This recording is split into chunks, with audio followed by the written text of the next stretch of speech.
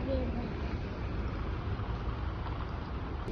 Площадь Победы была создана в 1975 году к 30-й годовщине Победы. На площади есть легендарный танк Т-34. Композиция голода на войну. Памятные плиты городам героев. Вечный огонь. Люблю здесь гулять с родителями, кататься на самокате. Люблю площадь Победы.